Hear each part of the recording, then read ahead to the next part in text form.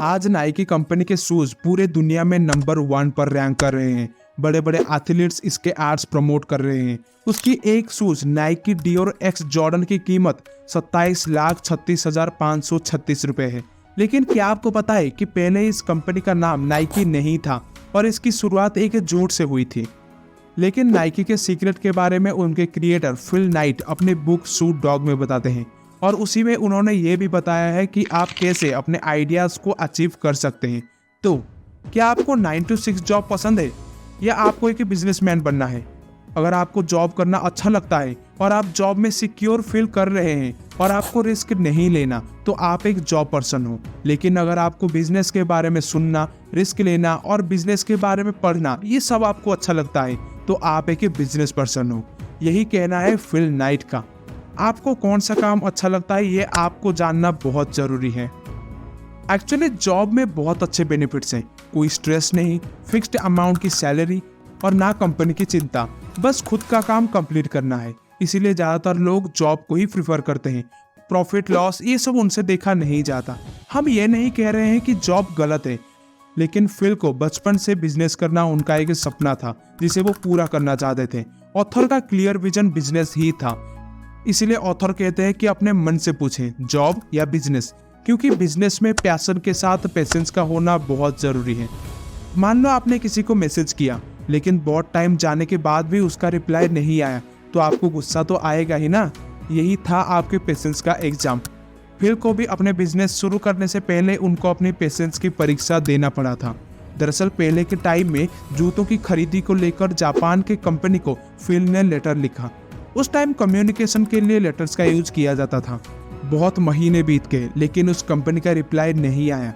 लेकिन फिल को लगता था कि उसका रिप्लाई जरूर आएगा और यही था उनके पेशेंस की परीक्षा, जो कि 1 साल बाद उस कंपनी के जूते के सैंपल्स आकर फिल के पास पहुंचते हैं।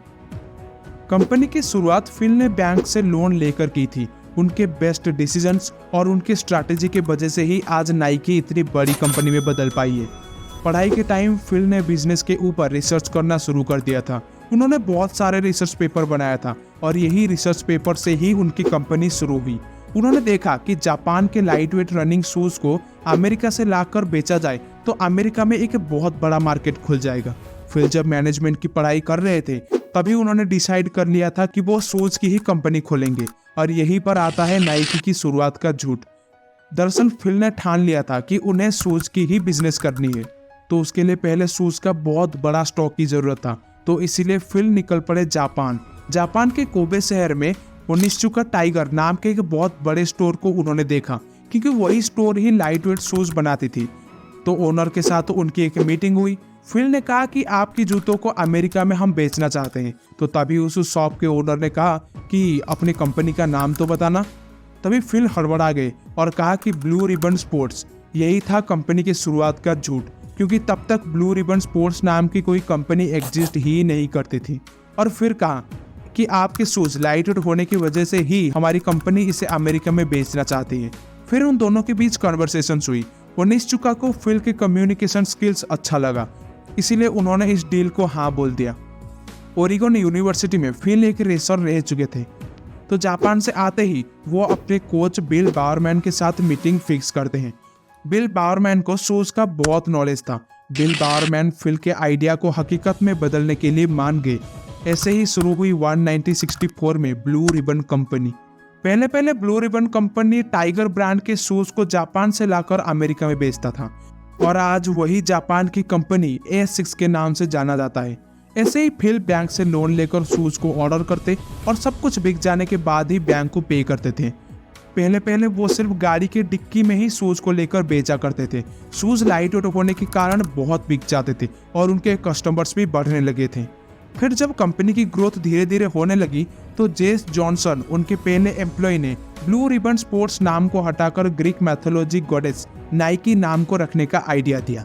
ये नाम फिल को बहुत अच्छा लगा और उसके बाद ब्लू रिबन स्पोर्ट्स नाइकी में बदल गया।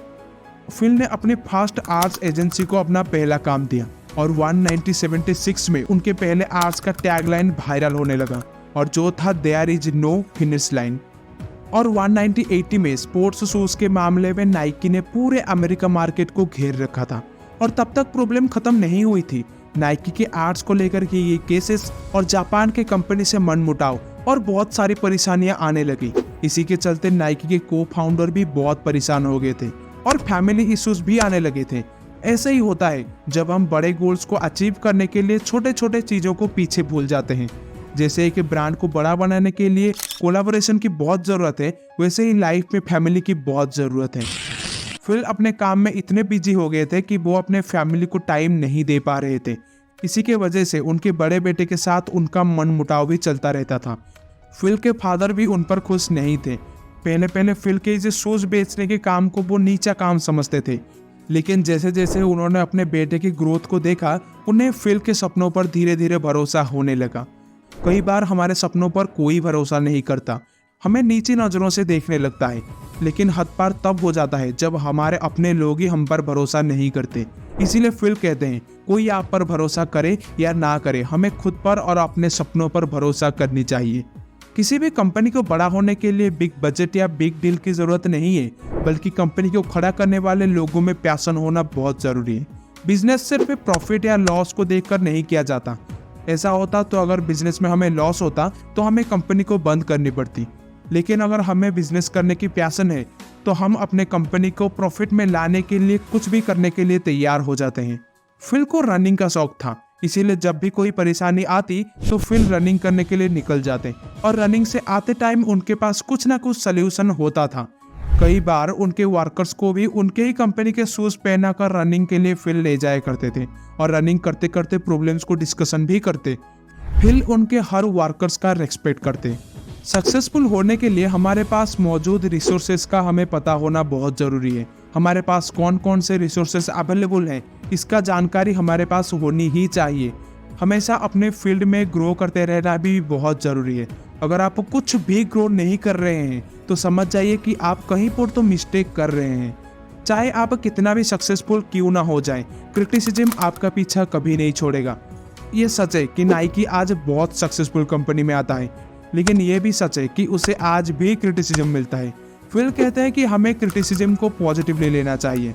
जैसे अगर उनके प्रोडक्ट पर कुछ नेगेटिव रिव्यूज आते हैं तो उनको उस प्रोडक्ट को दोबारा जांच करने का मौका मिल जाता, वो फिर से उस प्रोडक्ट पर काम करके उसे बेस्ट बनाते।